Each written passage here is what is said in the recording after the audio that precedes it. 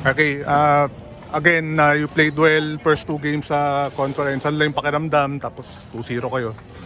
Siyempre, masaya kami na nakuha namin yung second game namin, but we need to have a short-term memory. Kailangan after nito, mag-enjoy ka tomorrow, back na ulit. Kailangan.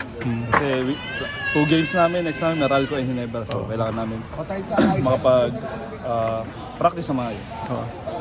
Surprise ka ba na, kasi ang last game was April 8, then yung injury mo. Surprise ka ba na ang ganda nilalaro mo considering the long absence?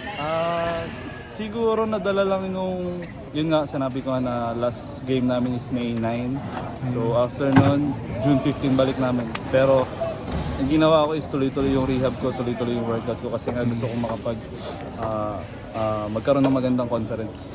Kumbaga, yun yung naging, kaya kumbaga excited talaga ako bumalik, gusto kong makabalik, gusto ko na makapaglaro. For the record, ano ba yung injury mo? Tsaka paano mo nakuha yun? October 15 meniscus, then I got operated by November 14. Then nirush ko yung balik ko.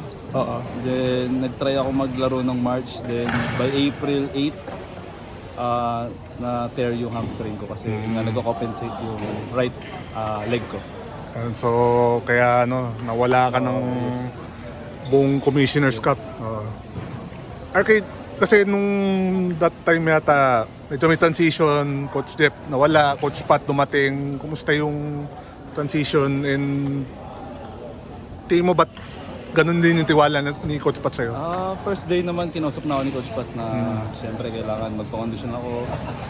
Kailangan i-lead ko yung team kasi yun nga, parang ako na yung pinakmatagal na point guard sa Blackwater. So kailangan ko lang sila i-lead. Then yung tiwala naman ni Coach Pat since day 1, kumbaga nag-usap na kami na kailangan ganito, kailangan ganyan. Kaya sa game kahit magkamali ako, pinapagalitan niya ako in a way na para mag-improve. So parang smooth naman kasi considering under kay Coach Jeff, talagang parang player ka na niya even with Alaska and Converge. Before that, nag-uusap na kami kung ano yung dapat kong gawin, dapat magbasa ako yun. So, madali lang yung transition. 2-0, siyempre, 2-0 Blackwater, surprising yun, but then hindi assurance yun, especially for your team. Siguro, kailangan lang namin maging consistent.